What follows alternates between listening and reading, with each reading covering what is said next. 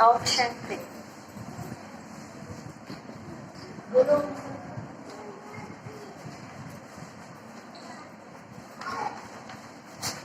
ओम शांति।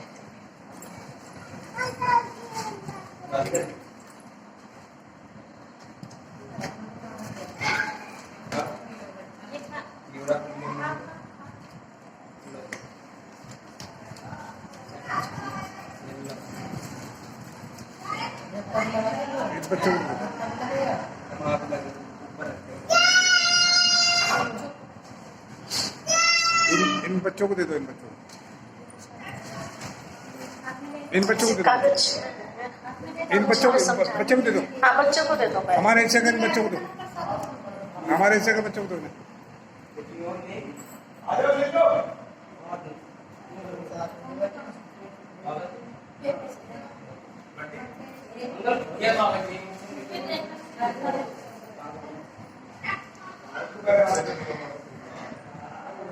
खा लीजिए प्रसाद, नहीं तो चिपक जाएगा हाथ में।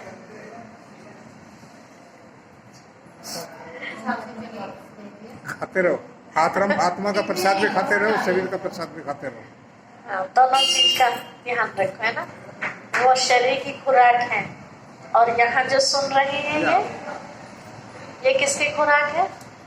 ये आत्मा की खुराक है ना। पहले दिन ही आपको बताया था कि जिस तरह से शरीर को खुराक देनी जरूरी है, इसी तरह से आत्मा को खुराक देनी भी जरूरी है।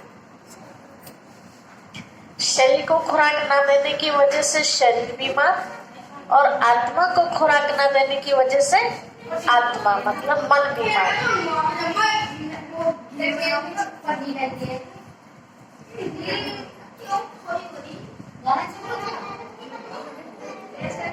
ध्यान दीजिए इधर। क्या बताया था परसों? कल की छुट्टी हो गई, याद है? कलयुग के अंतिम लक्षण याद है? याद है क्या बताया था?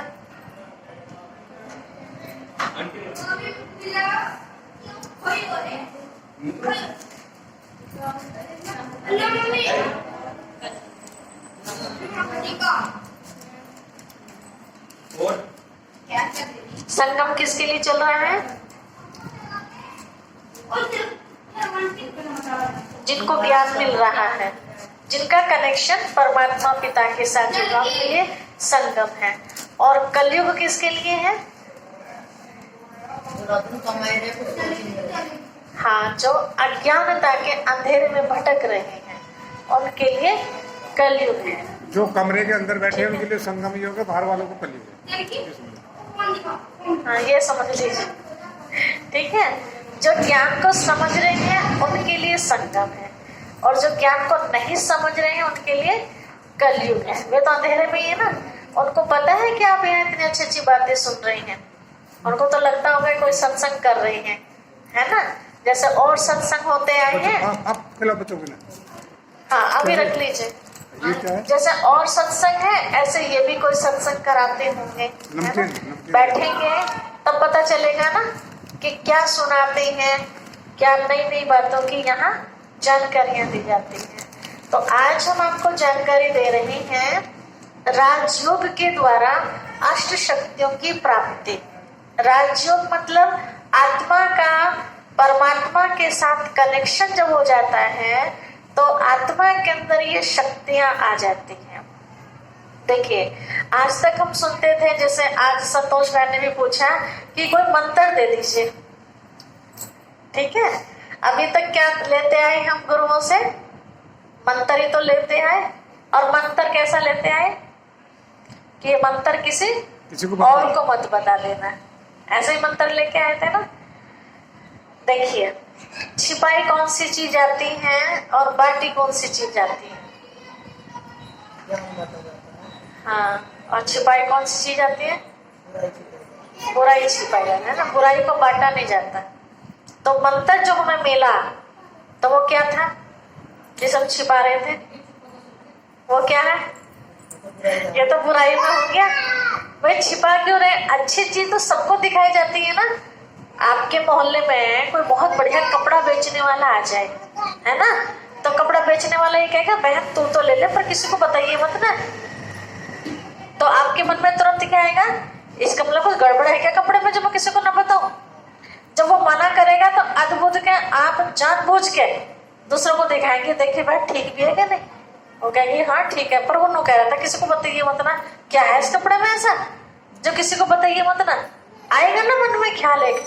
तो ऐसे उस मंत्र के अंदर ऐसे क्या चीज है जो किसी को हम बता नहीं सकते? क्या चीज है उसके अंदर ऐसी? कुछ खासी होगी, खास बुराई होगी जो बताई नहीं जाती। बुराई तो नहीं कह सकते, लेकिन अच्छाई भी नहीं कह सकते, है ना। अच्छी चीज है तो सबको बाहर देखो, ट्रैक्टर का उद्घाटन हुआ, ठीक है, सबके लिए खुशखबरी वाली बात थी। तो खुशी में क्या मिला हम सबको? मुख मीठा करने को मिला, है ना। तो क्या एक दो को दिया उन्होंने कि भाई तुम्हें तो दे रहे पर बताइए मत ना किसी को कि गुलकंद भी बटा। ऐसा कहा कि भैया ने नहीं ना, जबरदस्ती भी दे रहे, तुम भी लो तुम भी लो तुम, क्योंकि अच्छी चीज है इसीलिए, है ना। और हमने भी प्यार से उसको स्वीकार कर लिया, बढ़िया चीज है। अगर गलत चीज होती तो वो बांटते सबको, नहीं बांटते ना।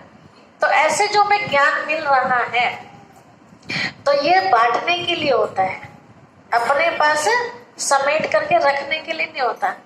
अगर ये बात कही जा रही है कि ये बात जो हम आपको सुना रहे हैं ये बात किसी को मत बताना, तो समझो इस बात में कहीं ना कहीं गड़बड़ है, ठीक है। कोई पकड़ लेगा, ठीक है। मैं तो उस टाइप की आत्मा हूँ, आपको बताऊं, अगर मेरे से कोई कहे ना किसी की कोई बात कि बहन जी वहां बताना मत, लेकिन उनकी ये बात है, तो मैं कभी विश्वास नहीं करती, कभी मानती ही नहीं उनकी बात को। उस समय फॉर्मेलिटी के लिए सुन लेती हूँ, लेकिन सब ऊपर से जाता है, अंदर जाता ही नहीं है। या मैं कहती हूँ आप उनके सामने बात कह सकते हो, मुकाबले की बात, कहना ना बहन जी हमारा नाम ना लियो। भाई जब सच्ची बात है तो नाम क्यों ना ले? इसका मतलब है गड़बड़ है। हाँ, दाल में काला नहीं है, दाल ही काली है सारी, ठीक है। ऐसे कई जगह पकड़े गए, कई जगह पकड़वाया मैंने ऐसे लोगों को, बात को छोड़ती और हाँ बताइए मत ना उससे, लेकिन जब सच्चाई का मुकाबला आया सामने तो मुंह पीला पड़ गया, झूठ निकली बात, बिल्कुल झूठ एकदम, मतलब जिसे कहेंगे काला, एकदम काला झूठ जिसे कहेंगे। सच की जरा सी भी सफेदपन था ही नहीं उसके अंदर। अब इसे क्या कहेंगे? तो नजरों से गिरे वो हमारे ही उठे, ऑटोमेटिक ही गिर गए ना। जैसे एक छोटी सी बात मैं आपको बताऊं, नाम नहीं लेती मैं किसी का, आने वालों में से, क्लास में आने वालों में से ही कहानी है किसी की। पिताजी का नाम लेके किसी ने पूछा इनसे कि वो भी आई थी क्या क्लास में, कोई प्रोग्राम था, देवियों की झांकी थी यहाँ, कि वो भी आई थी क्या? तो इन्होंने कहा कि हाँ आई थी पर उसे बुखार चढ़ रहा है। इन्होंने कहा उसे बुखार, जब तबीयत ठीक नहीं है, आई तो थी। अब किस तरह की तबीयत ठीक नहीं वो नहीं बताया, सिर्फ इतना कहा कि उनको बुखार है शायद। अब बुखार में तो दो तरह के बुखार होते हैं, एक मन का होता है, एक तन का होता है। तो ना तो इन्होंने तन का बुखार बताया ना मन, बस इन्होंने नॉर्मल बुखार बताया। अब उसी बंदे ने उसको जाके कह दिया या पूछा होगा कि भाई आपको बुखार चढ़ रहा है क्या? उसने कहा नहीं, मुझे कहाँ बुखार चढ़ता है, मैं तो ठीक ठाक हूँ। कि वो भाई जी कह रहे थे तुम्हें बुखार चढ़ रहा, ठीक है, समझना बात को। उससे एक दिन पहले कुछ हुआ था मेरे और उनके बीच में। अब क्या हुआ था बताना नहीं चाहिए, लेकिन फिर भी मैं आपको बता रही हूँ। स्टेज पर डांस नहीं करना था, उन्होंने स्टेज पर डांस किया था, और जैसे वो स्टेज पे से उतरी उन्होंने मेरे को बोला दीदी कैसा लगा? मैंने कहा बिल्कुल गलत किया। इस बात पर वो नाराज हो गई थी, डांटा नहीं मैंने, लेकिन मैं सीरियस हो गई थी। शर्म की बात थी ना। मैंने कहा आपने जो किया ना, मैंने कहा लेक्चर बहुत अच्छा किया, लेकिन स्टेज पे जो आपने एक्शन किया ना वो गलत था। लोग बात क्या सोचेंगे कि औरतों को नचाते, है ना। मैंने कहा आपने ठीक नहीं किया है। कितनी पब्लिक थी वहाँ? और इस चीज पर उनको फीलिंग आ गई कि दीदी ने मुझे ऐसा क्यों कहा। और मैंने अकेले में ही कहा, किसी के सामने भी नहीं कहा। उसने भी मेरे से अकेले में पूछा था, तो बेइज्जती वाली बात ही नहीं थी। और ये बात 2-4 लोगों के बीच में फिर पहुंची। अब पहुंचते पहुंचते तो उसका और बड़ा रूप होता चला गया। कोई बात नहीं, हमें तो पता चल ही गया था। लोगों ने हमें बताया कि दीदी ऐसा। मैं कोई बात नहीं, नाराज हो रही है ना, हो जाने दो, ठीक हो जाएगी 2-4 दिन में।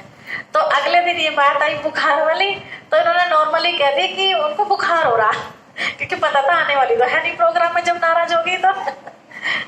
उन्होंने उनसे पूछ लिया।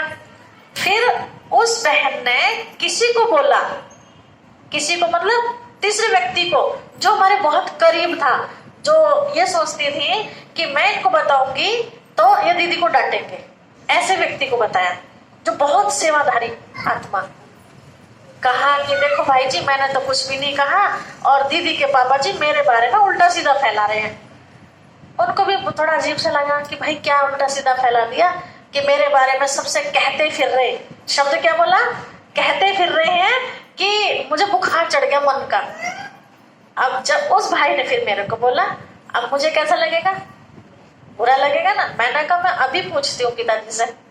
ये बहुत गहरी नींद में सोए हुए थे, क्योंकि बहुत देर तक प्रोग्राम चलता था ना रात को, तो हम लोग 2-2, 2:30 बजे सोते थे उन दिनों, सवेरे को फिर जल्दी।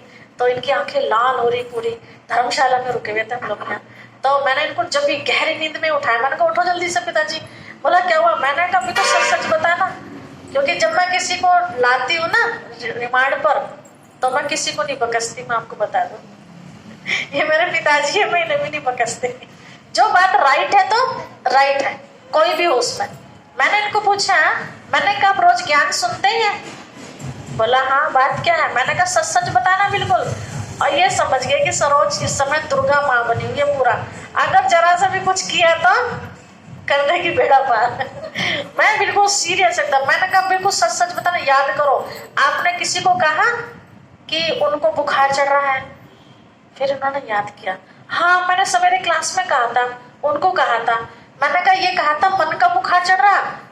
फिर इन्होंने याद करा, वो मतलब बुद्धि को फिर वहीं ले गए। बोला नहीं, ना तो मैंने तन का बताया, ना मैंने मन का बताया, मैं तो नॉर्मली कहा कि उन्हें बुखार चढ़ रहा है। तो मैंने कहा अच्छा। फिर उस व्यक्ति को बताया वापस हमने अधिकार के साथ। मैंने कहा मैंने पिताजी से पूछ लिया है। बात जब आमने सामने की, उन्होंने कहा तो ठीक है। मैंने कहा अब मैं उस बहन से पूछती हूँ। तो फोन नहीं उठाया मेरा, क्योंकि पता था ना कि दीदी पूरी इंक्वायरी में अच्छी तरह लगती है जब लगती है तो। क्योंकि जो झूठी बात है हम क्यों बर्दाश्त करें? गलती करी है तो पांव भी पकड़ेंगे, लेकिन गलती नहीं की है तो थोड़ा सा भी हम सुनेंगे नहीं। क्यों सुनेंगे? क्योंकि आज का जमाना कैसा है आपको पता है? जितना आप बिना गलती के सहन करोगे ना, तो सामने वाला और हावी हो जाएगा। क्या सोचेगा? कमजोर है ये व्यक्ति, है ना, उसको और दबाया जाता है, और दबाया जाता है। और एक बार आप दिखा दो ना, दोबारा व्यक्ति की हिम्मत नहीं पड़ेगी। ऐसा प्रैक्टिकल हो रहा है। गलती है तो स्वीकार कर रहे हैं गलती है। जब गलती की नहीं है तो क्यों हम चुपचाप रहेंगे? हम तो ढोल बजा के बताएंगे कि हमने गलती नहीं की है ना। गलती की है तो तुम ढोल बजाओ, हमने गलती की है, सबके सामने तुम्हारे पांव छू लेंगे, हम गलती मान लेंगे। दोनों तरह से तैयार हैं हम। मेरा तो फोन उठाया नहीं, फिर हमने किसी और नंबर से किया फोन, धोखे में उठा लिया। उठाने के बाद जब बातचीत हुई, हमने कहा मुकाबला हो जाएगा। फोन काट दिया। तुरंत उसी भाई को फिर पूछा जिसने उनको पूछा था क्या बात हुई, तो उसने बस यही इतना ही पूछा था कि भाई आपको बुखार है क्या? वो भाई जी बता रहे थे बुखार चढ़ा। उसने भी इतना, उसने कुछ लगाया नहीं अपनी तरफ से, जैसे तबीयत पूछ लेते एक दूसरी, ऐसे ही पूछा था। ये बात उस आत्मा ने क्या किया, अपनी तरफ से ऐड करके इनको और मुझे बदनाम करने के लिए। क्या कि वैसे तो इतना अच्छा ज्ञान सुनाते हैं लोगों को, और खुद क्या काम कर रहे हैं। समझ में आई बात? खुद क्या काम कर रहे हैं मतलब हमारी उल्टी बात फैला रहे हैं। और जबकि हमारे मन ना चित, हम तो दूसरों को भी शांत करते हैं कि छोड़ो, उसने किया ना, छोड़ो। तो जब मतलब इस तरह की कोई भी बात हो ना, तो फिर मैं आत्मा छोड़ती नहीं हूँ किसी को भी। मैं एकदम जैसे कहते हैं दूध का दूध और पानी का पानी। आमना सामना करवा दो, पता चल जाएगा सच्चाई क्या। फिर भी व्यक्ति झूठ बोलता है। एक आत्मा है हमारे पास ऐसी मसूरी में, बिना बात के इल्जाम लगाती रहेगी, बिना बात के। दीदी ने मुझे नो कहा, दीदी ने मुझे डांटा, दीदी ने मुझे क्या, और मेरा कोई मतलब भी नहीं उस आत्मा से, औरों से कहती रहेगी, है ना। मैं एक ही बात कहती हूँ, जिसने बाबा की मुरली हाथ में लेके कह दिया, बाबा की मुरली जो क्लास पत्र पढ़ते हैं शिव बाबा का, अगर उसने मुरली को हाथ में लेके, चाहे मैं हूं चाहे आप हो, कोई भी हो, मुरली को हाथ में लेके कह दे कि ये बात इसने ऐसे कही है, ठीक है, तो मुझे सबर आ जाएगा। जैसे भक्ति मार्ग में कहते हैं ना, शिवलिंग के ऊपर हाथ रख के कह दो तुम ये बात यहाँ सच है, तो हमें सबर आ जाएगा। क्योंकि अब हिसाब किताब कौन लेगा? अब हमारा छुट्टी अब लेगा वो, भुगत लेगा अपने आप, ठीक है। तो मैं भी जो शिव बाबा की गद्दी बनी होती है ना सेंटर पर, आप लोग आना देखना, आपने तो देखी, मैं बाबा की गद्दी को बाबा की गोदी मानती हूँ। शिव बाबा की वो गोदी है, उस गद्दी पर कोई भी अपवित्र आत्मा बैठ नहीं सकती। जो पवित्र आत्मा केवल उसी को अधिकार होता है उस पर बैठने का। तो मैं कहती हूँ उस गद्दी पर बैठ के, बाबा की गोदी में बैठ करके कह दो तुम जो तुम्हें कहना है। लोग बात कांप जाते हैं उस पर बैठते हुए, क्योंकि सच्चाई नहीं है ना। और जब सच्चाई होती है तो दिक्कत क्या बैठने में? कुछ भी दिक्कत नहीं है। हमसे जो आप पूछोगे, जहां की बात पूछोगे, जैसी बात है वैसी हम कह देंगे। और जो सच्ची बात होती है ना, किसी की भी आप देखो, आपके सामने हवलदार भी खड़ा होगा ना, पुलिस इंस्पेक्टर भी खड़ा होगा, अगर आपके पास सच्चाई है तो आप हिचकेंगे नहीं। और जहां झूठी बात होगी तो क्या होगा?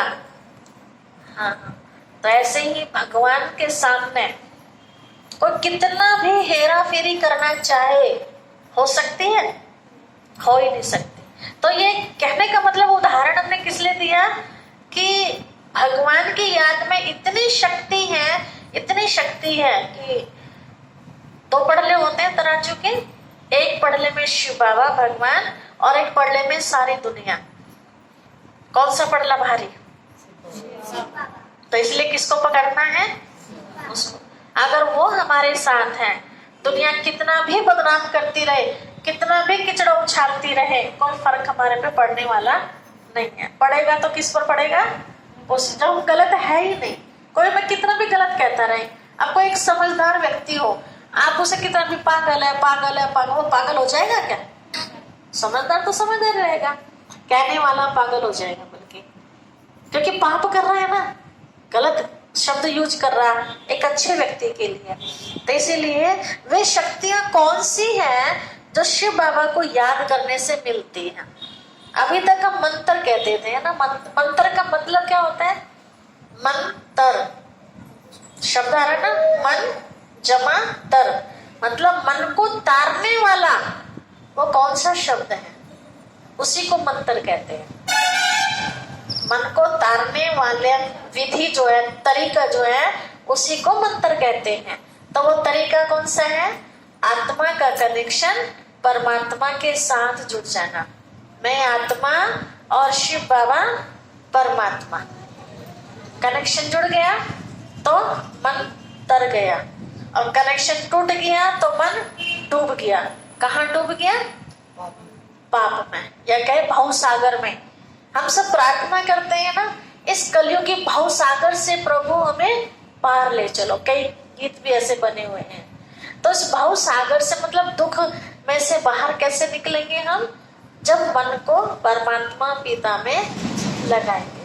तो वो शक्तियां कौन सी हैं जो आज हम माँ दुर्गा को 8 हाथ देखते हैं, और 8 हाथों में अलग अलग तरह के अलंकार दिखाए हैं। किसी में धनुष दिखाया, किसी में बाण दिखाया, किसी में स्वदर्शन चक्र दिखाया, है ना, किसी में कुछ और कई चीजें दिखाई ना, गदा दिखाया, त्रिशूल, ऐसी ऐसी चीजें, शंख दिखाया है। तो वे 8 हाथ नहीं थे, वास्तव में माँ के अंदर 8 शक्तियां थी। वो हम सबके अंदर भी है। अब पता चलेगा आपको कि आपके अंदर है या नहीं है। थी कभी, लेकिन आज वो बहुत कम हो गई है, थोड़ी थोड़ी बच गई है। कौन कौन सी शक्तियां? सबसे पहले आप देख रहे हैं समेटने की शक्ति। सबके अंदर है नहीं है समेटने की शक्ति, है ना? बस इतना भूल गए हैं कौन सी चीज समेटनी है ना? तो समेटना दोनों ही चाहिए, स्थूल भी और सूक्ष्म भी, क्योंकि स्थूल समेटेंगे तभी तो कल परसों तरसों आपके काम आएगी वो चीज, है ना? ऐसे सूक्ष्म में जो अच्छाई वाली बातें हैं उनको हम समेटेंगे तो वो हमारे कल के जीवन में अच्छा काम करेंगे। तो ये समेटने की शक्ति है। जितना हम शिव बाबा को याद करते हैं उतना ऑटोमेटिक हमारी बुद्धि में अच्छी अच्छी बातें आती जाती हैं। तो ये दिखाया है बिस्तरा और पेटी। जब हम कहीं मुसाफरी पर निकलते हैं कुछ दिनों के लिए, तो ये दोनों चीज हमारे साथ होती है ना। तो घर वाले हमें एक बात याद दिलाते हैं कि भाई उतना ही सामान उठाना जितना कि आप संभाल सको, है ना? तो यहाँ शिव बाबा कहते हैं बच्चे तुम्हारा भी अब समय पूरा हो गया है, अपना बोरी बिस्तरा समेट लो। कहाँ जाने के लिए? परम धाम जाने के लिए। तो बोरी बिस्तरा क्या है? ये बोरी बिस्तरा है संस्कार।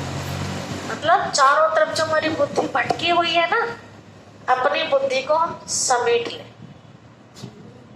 कभी किसी में फंसी, कभी किसी में, जहां जरूरत है वहीं बुद्धि को लगाया जाए, संसार से हटा लिया जाए बुद्धि को, काम की बातों में रखो सिर्फ जो जरूरी है।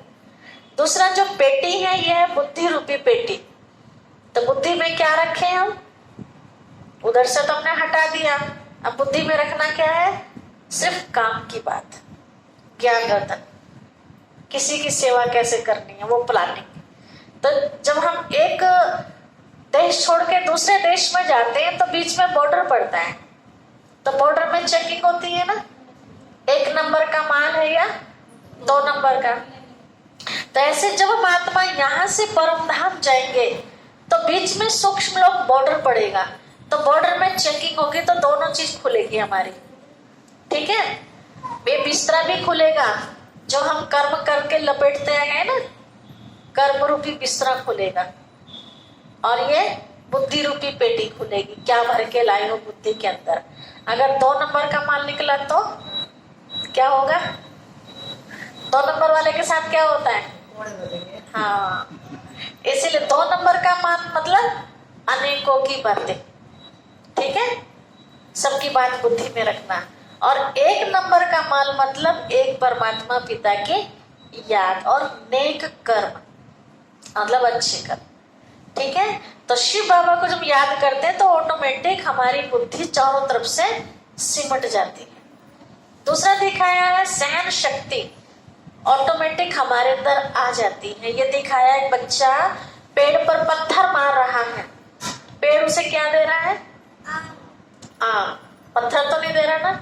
और आज का इंसान क्या देता है? ईंट का जवाब पत्थर से देता है। मतलब अगर आप एक उल्टा बोलेंगे तो एक नहीं मिलेगा सुनने को, पता नहीं कितने सारे शब्द सुनने को मिलेंगे। कई बार तो कायदे की बात